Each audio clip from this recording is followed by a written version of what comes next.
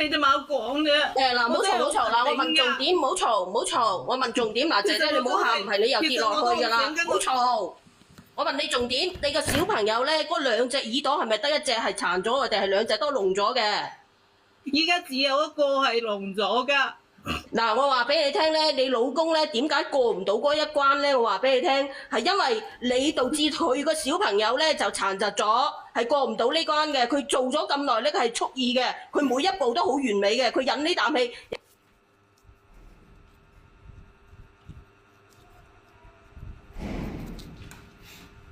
你知唔知你錯喺邊度啦？嗱，我話俾你聽，我想問下你嘅奶奶，唔好嘈，我問你，你答我啦，好唔好？你焦咗咁多做咩啫？你嘅奶奶今年幾多歲？冇電話老公。你奶奶今年幾多歲？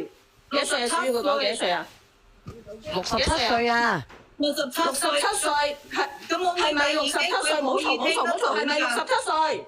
係67歲。嗱，我話俾你聽咧，我話俾你聽。老人咧係好蠢、好蠢、好蠢嘅，三個好蠢嘅，話俾你聽係冇讀過書嘅。咁佢識得不停咁打電話俾你，佢個義務已經盡晒㗎啦。你係一句都遇唔到老人嘅，係你嘅錯。個個都唔答埋我，標準答案就係呢個標準答案㗎啦，係你嘅錯。因為小朋友六歲之前咧，係佢嗰個發育係好唔成熟㗎。話俾你聽，燒係好容易燒疏嘅。你嗰個依家係一隻耳仔有問題，燒咗一隻耳仔有問題，你已經係好幸運㗎啦。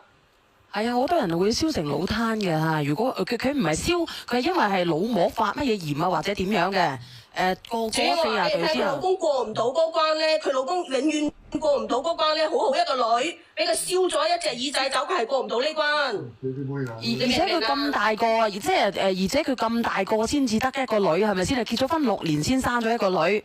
咁你蝕咗即係點講咧？因為好難得嘅，佢老公好難有嘅。係啊，即係等於係捧喺手掌心㗎啦，含喺嘴入邊都化㗎啦。點解你老公咧？嗱，姐姐話俾你聽，點解你老公冇對你落手咧？因為咧，佢仲要留住你喺度，要養佢個女。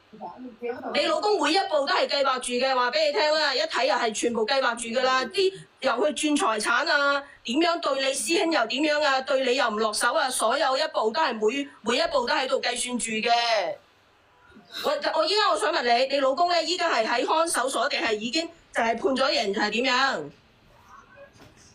已經入咗去嘅。我問你判咗幾耐？判啊！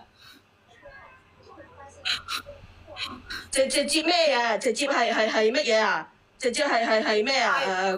一直都要喺入邊嘅。我判咗無期係嘛？係。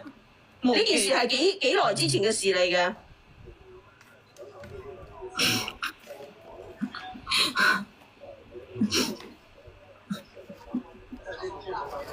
你再話俾你聽，你再喊咧，你一陣就跌落去㗎啦！呢件事真係你唔啱啊，姐姐。乜嘢啊？小玉佢講乜嘢？佢話唔好問佢喎，佢應該唔想講喎。人言可畏㗎。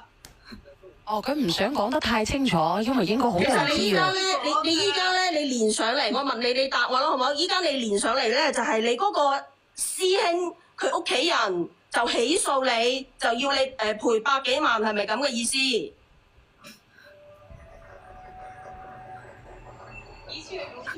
係。咁你嗰份訴狀收到未？收咗。幾時開庭啊？我唔想講。派人。喂，你哋冇問我呢件事啦。咁你連上嚟做乜嘢嘅？我想問下你啦。咁如果你連上嚟，你又唔係乜嘢，又唔係乜嘢，又呢樣唔想講，嗰樣唔想講。我已經俾咗6萬嚟㗎。我已經將我全部嘅錢已經俾咗俾佢屋企人嘅，我只有咁多。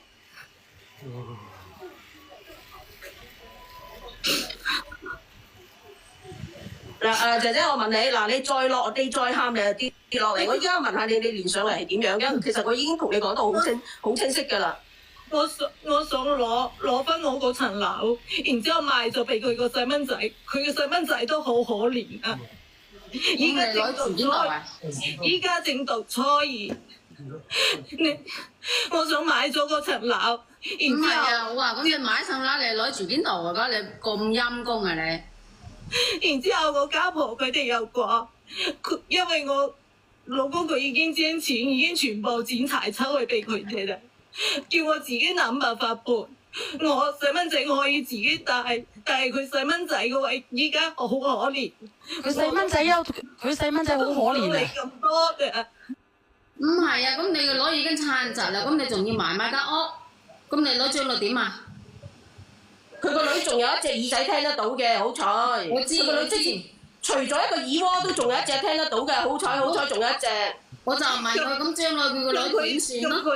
咁佢爸爸都已經唔喺度啦，咁佢細蚊仔嘅話，咁我賣咗嗰層樓嘅話，我都可以帶佢，我可以一邊工作一邊養佢，同埋我咁先過咗依家以後正廣啊嘛。嗱，姐姐，我講俾你聽啦，嗬，嗱，其實我俾一條路俾你行啦，我唔知你諗唔諗得明，嗱，我就俾一條路你行，你不如咁樣啦，嗱，我同你講，你咧，你依家咧，你老公嗰邊咧啲財產你冇喐佢啦，然之後咧，我同你講喺法律上嚟講，你係唔需要賠錢俾嗰個你個師兄嗰邊嗰啲人嘅，咁然之後咧，第日你日後啲工資去撫養人哋嘅仔女啦，就係咁多啦。係啊，咁啊跟住你慢慢到時睇下點樣。但係我自己好過意唔去咯。咁你如果嗱，姐姐我問你啦，嗱，你覺唔覺得呢成件事就係你搞翻嚟嘅？你將一個小朋友交俾一個67歲嘅老人，其實你係咪你個腦都有問題咧？我就話難道醫生冇同你講過咩？嗱，你做人媽咪，難道個醫生冇同你講小朋友6歲之前你係要看實佢嘅咩？冇發燒啊各方面咩？你知唔知6歲之前好容易燒縮個腦嘅？你知唔知啊？咁我平時我上班都係我家婆湊㗎啦。咁你應該38度就要貼嗰個退熱貼，唔得嘅話，咁你又即刻送醫院。你有冇同你奶奶講過先？咁佢之前都帶過人啦，呢啲熟悉㗎。我話俾你聽，以前啲小朋友同依家啲小朋友唔一樣啊！即係好似我哋以前咁喺地上面玩泥沙嗰啲人係冇肺病啊，冇嗰個叫做咩啊？支氣管炎嗰啲咩㗎？肺病係嘛？係啊，因為我哋以前係玩泥沙長大㗎，我哋嗰啲人係唔會有嗰啲病㗎，但係依家啲小朋友係好多有呢啲㗎，所以你要看得佢好實嘅，你知唔知啊？你奶奶67歲㗎啦，姐姐，你係咪自己個腦都有問題咧？咁我當時係急住出去啊嘛，都冇講咁多，自己都係。哎呀，我話俾你聽，其實你無論你接受常識都應該有㗎。無論你接受與唔接受，你問下直播間呢度1萬人，其實咧你個女燒成咁樣係真係你嘅錯嚟嘅。其實你應該咧，你千叮囑萬叮囑你嘅奶奶點樣去照顧你個女，而且你奶奶真係做到咧，當時佢發燒發得咁高，佢係不停咁打電話俾你嘅，係你唔聽電話，佢做到不停咁打電話俾你，呢個老人已經好叻㗎啦。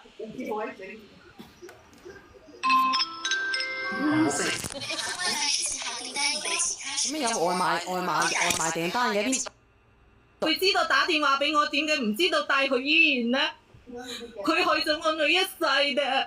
啊，姐姐，我真係覺得你智力有問題咯。其實你到咗今日都唔承認你嘅錯誤。咁當時都係佢帶我女，只有佢帶我女去醫院嘅時候，如果我相信我話俾你聽，如果你同佢講，如果你同你奶奶講小朋友咧燒到38度，你就要幫我貼落去。如果再高少少，你就要將佢送醫院。我相信咧，你阿奶奶咧打唔通你嘅電話嘅時候，佢會即刻送過去。你有冇同佢講過啊？係。我邊有錯啊？咁我當時係冇聽到電話啊嘛，咁我邊有錯咧？錯就係錯咗，我今次正離婚咯，今次就唔離婚啦。所以咧，我同你講咧，姐姐同你講道理真係講唔通咯。同你講道理真係講唔通噶，所以你老公都費事講。你老公要留翻你喺世界上咧，喺呢個世界上咧，你要照顧你個女啊，知唔知啊？咁其實你係咪心理扭曲嘅啫？佢哋係咪心理變態嘅姐姐？你明知呢件事其實全部錯都喺你，點解你成日推卸責任嘅？其實我都有錯㗎，我就係。咁你有錯咪知咯？咁點解你唔為你自己錯誤行為而埋單呢？呢個口嘅話，所以我就掛住我。如果我唔係掛住大家係一屋人，我唔捨唔得佢嘅話，我先唔離婚。我都冇諗住我老公咁殘忍㗎。點解佢連條屍都唔留俾我？佢知道我同我你㗎咩？你㗎姐姐，你㗎。你㗎，你有資格同佢收嘅咩？你係佢邊個？我想問你一句話。咁佢都已經離婚啦。